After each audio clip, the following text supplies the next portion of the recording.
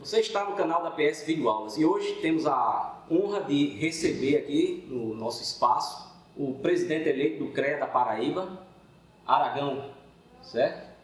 Vamos chamar só pelo sobrenome, né, como você é mais conhecido. E eu gostaria de fazer aqui uma retrospectiva só para quem não sabe, eu já fui conselheiro do CREA.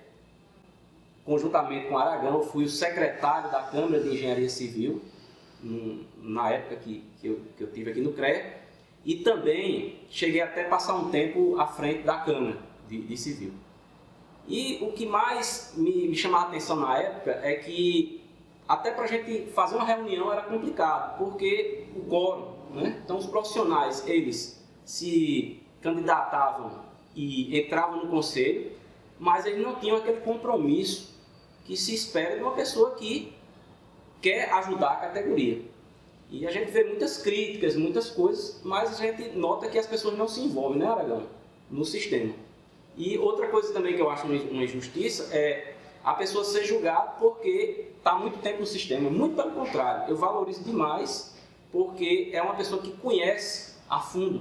Então, é o caso do Aragão aqui. Então, com certeza, se Aragão não fizer, eu acredito que ninguém mais vai fazer, porque realmente Aragão, ele fez por merecer estar aqui hoje, nos representando. Se você ainda não se inscreveu no canal, peço que faça agora. Isso ajudará cada vez mais para que o canal possa crescer e oferecer um conteúdo diversificado e de qualidade a você. Aproveite para fazer a sua inscrição durante a nossa vinheta.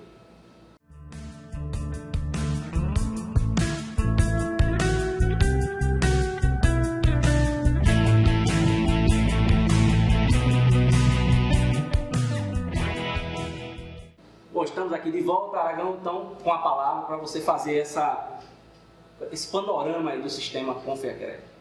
Bem, Paulo, é um prazer muito grande conversar com você. Somos parceiros de longa data e já não sou mais presidente eleito, eu sou presidente de fato desde o dia 1º de janeiro. Só interrompendo um pouquinho, eu vou passar umas fotos aí, vocês vão ver aí, da época que a gente estava aqui no CREA, vocês vão ver que a gente vai estar um pouquinho diferente. Um pouquinho diferente. Desculpa a interrupção, Aragão. Viu, Paulo? Então, hoje, desde o dia 1º de janeiro, efetivamente eu sou presidente. Porque como funciona? No dia 27 de dezembro de 2017, nós tivemos a homologação das eleições no plenário do CREA aqui, e é tomada uma posse, é como se fosse uma diplomação para que no dia 1º de janeiro eu já pudesse efetivamente estar como presidente do CREA e não ter nenhuma solução de continuidade na gestão. Nós iremos ainda fazer aquela chamada posse festiva que ocorrerá no dia 29 de janeiro agora de 2018. Bem, o CREA mudou muito. O que é o CREA? O CREA é uma autarquia federal, ele é um órgão de governo, é um órgão governamental que regulamente, que trata das profissões jurisdicionadas no CREA, que são as engenharias, agronomia, geologia, meteorologia. 300 títulos, mais de 300 títulos nós temos jurisdicionados no nosso sistema. O CREA tem mudado muito, o CREA tem avançado muito. Então, o que nós temos hoje, nós estamos num processo de renovação, justamente para aquela mentalidade antiga, cartorial, de CREA, de profissionais que querem só ter o título de ser conselheiros. Isso tem mudado ao longo do tempo e nós incentivamos a renovação. Mas não só a renovação, nós precisamos da experiência daqueles que estão trilhando um caminho ao longo do tempo. O tempo de CREA, ele é importante para você ganhar experiência. Agora, você não pode se perpetuar nos cargos. Então, eu estou no sistema desde 1992. Então, eu fui conselheiro regional, eu fui coordenador nacional da Engenharia Civil, eu fui diretor da Mútua, que é a Caixa de Assistência, fui diretor do CREA, fui vice-presidente do CREA. Então, ao longo de minha estada no CREA, eu não repeti, eu não tentei me perpetuar naqueles cargos, mas foi uma construção, esse período todo que eu passei até chegar à presidência, inclusive como funcionário do CREA. Nos últimos 6 anos eu tive o privilégio para ser seu superintendente. E foi um período que o CREA avançou muito. A gente pode até dizer que existia um CREA antes e um CREA depois de Juscelio Figueiredo. Então, e o CREA, além deste papel, que é um papel institucional, um papel de regulamentação e de fiscalização das profissões, o CREA hoje tem um papel social muito importante. Por quê? Em todas as atividades humanas você tem engenharia. Se você vai a um hospital, tem o equipamento que foi desenvolvido por engenheiro, tem o ar-condicionado que foi desenvolvido por engenheiro, tem o prédio que foi desenvolvido por engenheiro. Então, se você olhar ao redor, existe engenharia em tudo. Por isso é tão importante valorizar a engenharia. Nós só temos as cidades, só são possíveis por conta da engenharia. Por conta da engenharia. Como é que você ia conseguir administrar toda essa infraestrutura? Exatamente. Então nós temos esse papel, que é o papel institucional, de registrar o profissional, de fazer as anotações de responsabilidade técnica, de fiscalizar os serviços, porque o CREA não é só obra. O CREA, você tem a parte de agronomia, segurança alimentar, você tem a parte de geologia em Minas, você tem a parte de meteorologia. Então, você é uma amplitude muito grande os serviços que são prestados por aqueles que estão dentro do CREA. Por isso que existe um papel social. Por isso que existe um papel social. A engenharia mal executada, ela mata. Ela mata quando um prédio desaba. Ela mata quando alguém morre eletrocutado num parque de diversões porque um engenheiro eletricista não fez um aterramento apropriado. Ela mata quando você come uma comida envenenada. Mas basta um EPI, né? Uma falta de um EPI, uma coisa simples. Né? Então, a engenharia ele tem esse papel de proteger o profissional, de proteger a sociedade em caráter definitivo. Se você olhar o papel do CREA, ele tem um papel muito importante nesse contexto da defesa dos interesses da sociedade. E o CREA não está sozinho. O CREA hoje tem parceria com 26 órgãos da sociedade. O CREA também tem o papel da acessibilidade, a fiscalização da acessibilidade, para fazer com que todos os brasileiros, inclusive aqueles que têm algum tipo de dificuldade de locomoção, eles possam ser cidadãos e acessar todos os locais. Até porque a gente pode ter uma indisponibilidade temporária. Eu estou com o filho agora que ele tem um problema no joelho e está imobilizado. Então as pessoas às vezes não pensam nesses aspectos, que a gente pode ter um problema temporário também. Isso se chama inclusão. Também, o CREA trabalha com a inclusão. O CREA respeita gênero, o CREA respeita orientação sexual, o CREA respeita a diversidade racial, porque o CREA é um espelho da sociedade. Então, não é só esse papel de ser cartório, esse papel de incluir todos os profissionais que trabalham em conjunto para o desenvolvimento.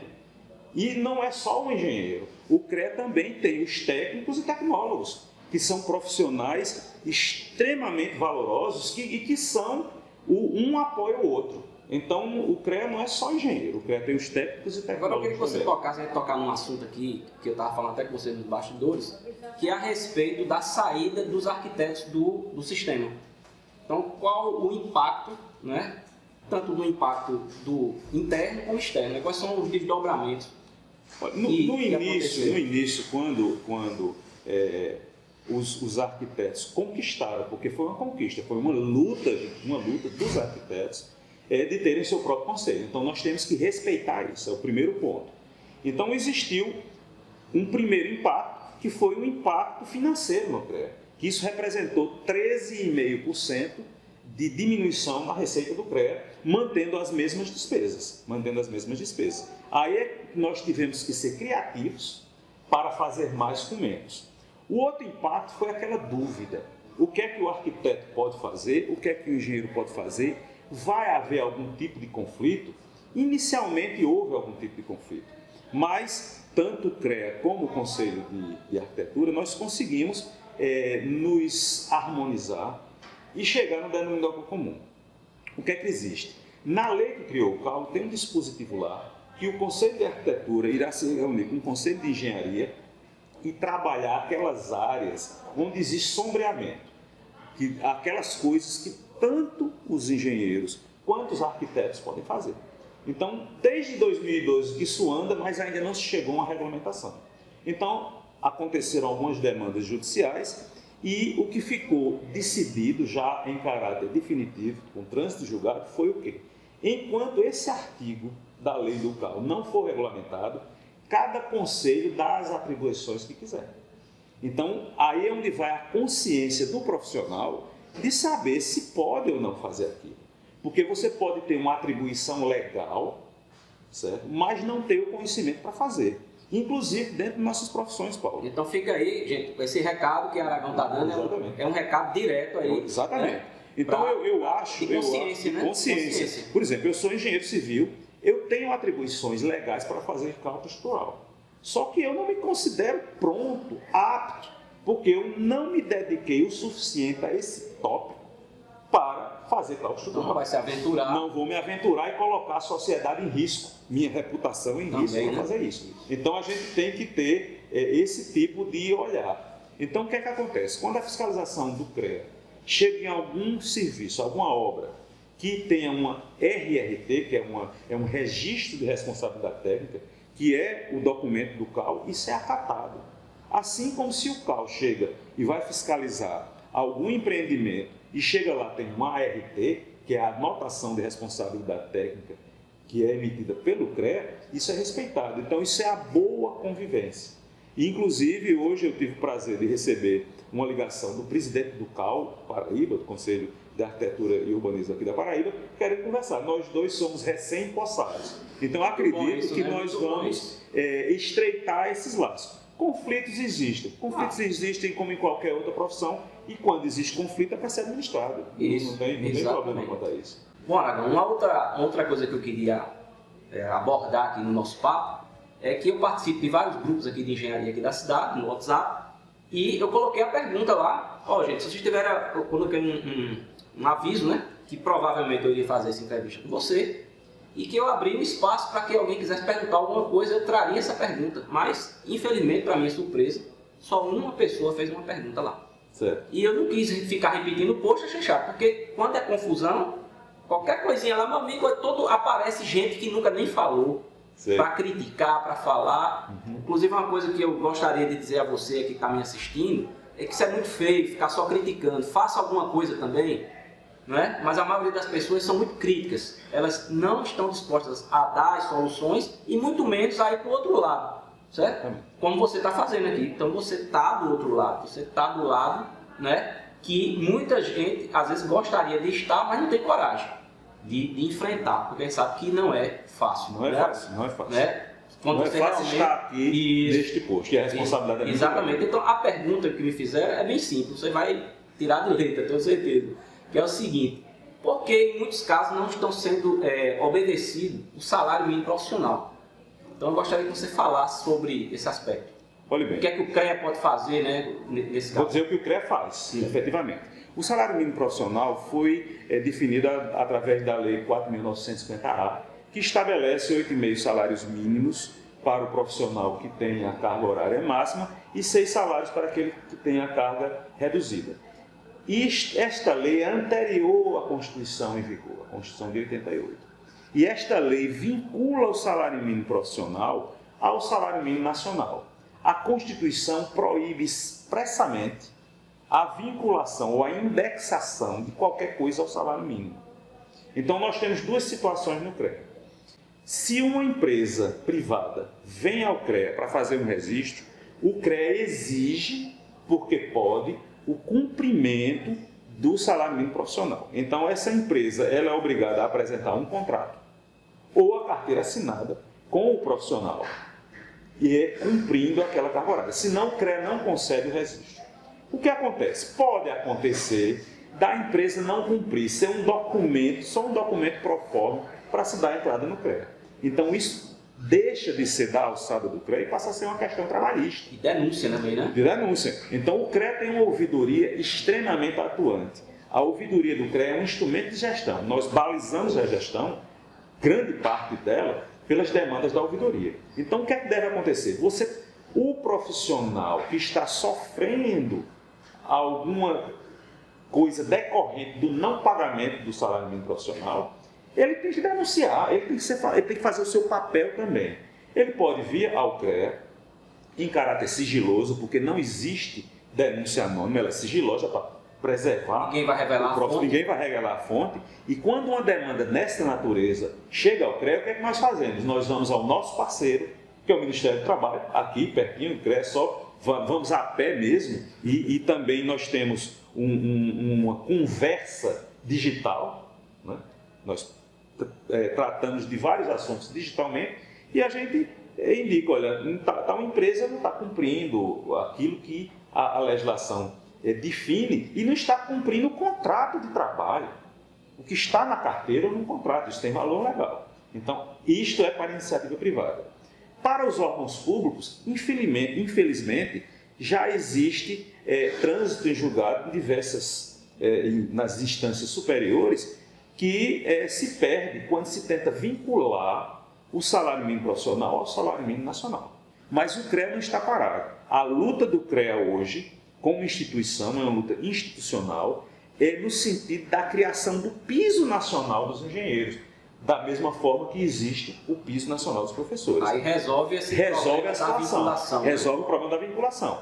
Então, a gestão anterior, a gestão da presidente Juscelia, já tem tratado com parlamentares. Nós assumimos um compromisso de levar essa discussão adiante através de um fórum que existe no sistema, que é o Colégio de Presidentes. Então, nós temos 27 presidentes pressionando. E nós temos que pressionar mesmo nossos representantes para a defesa dos nossos interesses. Então, pessoal, está aí. Que são legítimos. Então, nós não estamos. Político, né? Tem um político, é um ano político. E eu até digo assim: as pessoas confundem política partidária com política. Nós não podemos ser analfabetos políticos. Nós temos que articular. Nós temos que procurar os nossos representantes para defender os nossos interesses. Porque quando nós defendemos os interesses legítimos de uma categoria profissional, nós estamos defendendo a sociedade. Não há outro caminho, né? E não há outro caminho. Porque não adianta a gente querer fazer, porque existe uma coisa maior, né? Que é a legislação. Então, se a gente não mudar a legislação, não adianta. E existe uma outra ação do CREA. Nós, todo início de gestão, nós oficiamos os gestores para que cumpram o salário. Por quê? É investimento. Como é que você quer que uma obra seja bem executada por um ente público se você paga um salário tão insignificante a um profissional que vai assinar uma medição de milhões de reais? Inclusive, é um incentivo à propina, essa coisa toda. Então, nós temos que ter consciência, os gestores públicos têm que ter consciência de que investir num salário correto, num salário justo é investimento. Ninguém está pedindo salário de marajá, mas aquilo que seja justo para que o profissional se atualize, para que o profissional tenha uma vida digna. E aqui no Brasil tem muito disso. Quando o cara ganha bem, aí os que estão ganhando inadequadamente, vamos dizer assim, aí acho que o outro está ganhando muito, mas não, ele está ganhando pouco. A grama do vizinho é sempre mais né? Ele tá a grama do vizinho está ganhando pouco. Então a gente tem que parar, nós temos que parar de olhar para o outro e ver o que é que nós podemos fazer. Por nós mesmos. Por nós mesmos. Isso é uma coisa muito Aragão, importante. e para a gente concluir, eu gostaria que você dissesse qual é o seu grande desafio à frente do CREA, certo? Esse grande desafio que você... E as suas metas, né? O que é que você pretende fazer efetivamente na sua gestão?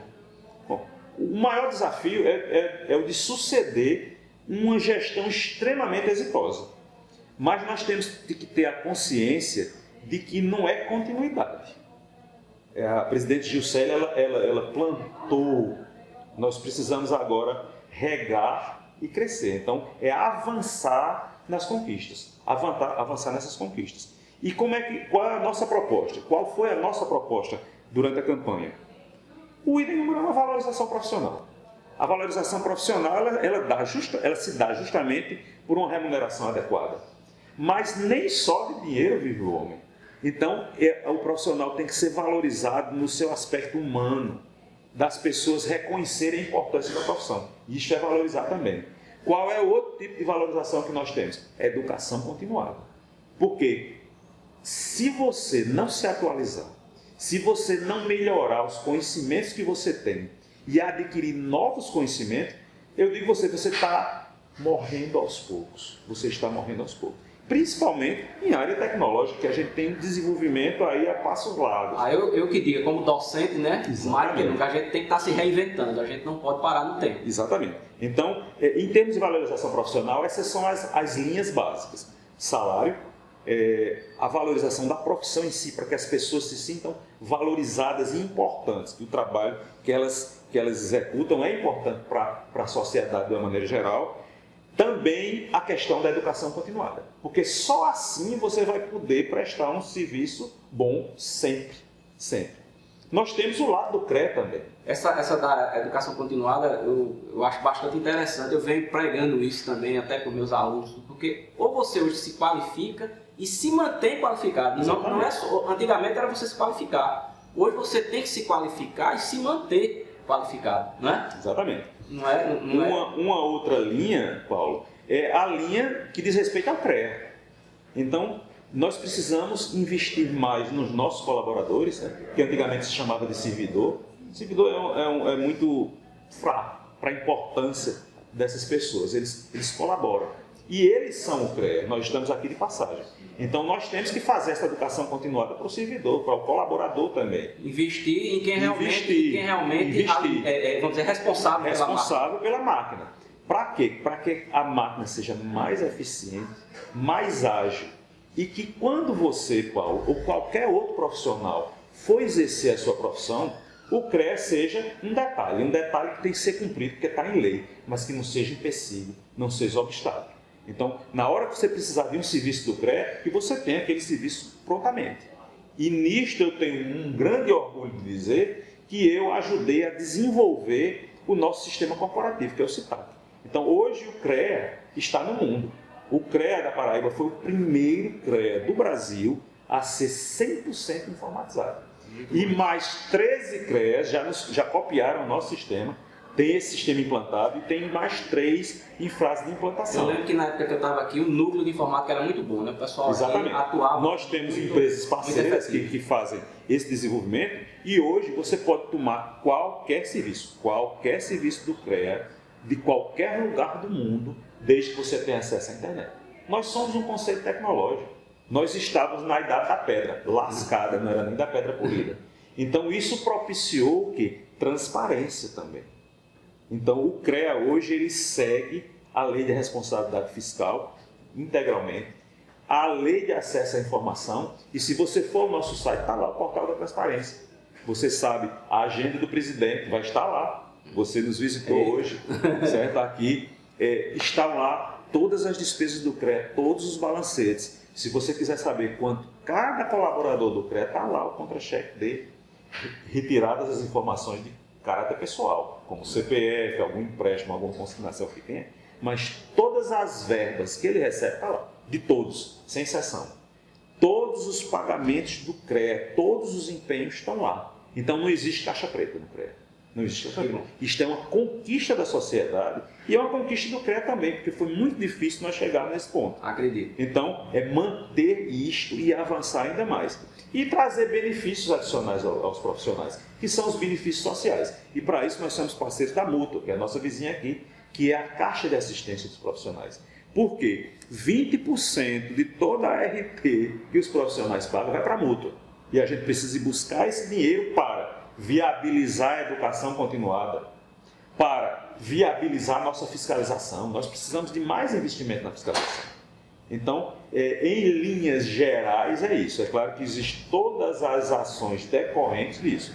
E para isso, a gente quer expandir ainda mais as nossas parcerias. Porque sozinho a gente não consegue nada. Com certeza. E um dos lemas de campanha nossa foi: vamos fazer isso juntos, porque juntos somos mais fortes e juntos avançamos mais. Então eu queria agradecer imensamente por você ter recebido aqui, ter passado essas informações que acredito serem de relevância para os profissionais, não só aqui do nosso estado, mas isso vale, né? Vale para o Brasil inteiro, porque o alcance da gente não é nem o Brasil, é mundial, mas o contexto, né, do CREA é nacional. Então quem vai se beneficiar mais com esse conteúdo são os brasileiros, certo? Paulo, eu queria agradecer a oportunidade de falar para esse público todo, porque, por incrível que pareça, nós ainda somos muito pouco conhecidos. Hoje o CREA profissionalizou a comunicação. Então nós estamos num processo de crescimento e de consolidação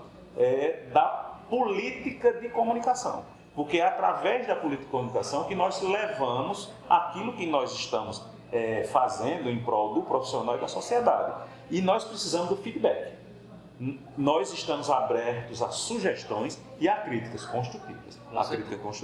Então, só tenho a agradecer. As portas do CREA estão abertas para você, através de nossa assessora de comunicação, Graziele, certo? E aqui no gabinete também. Pronto. Não precisa nem agendar, é só chegar. É só chegar. Tá vendo aí, pessoal? Tô por dentro, hein? Então, Aragão, obrigado, viu, por tudo. E como eu sempre faço no final dos vídeos, até as próximas. Até as próximas, pessoal. Esse vídeo é o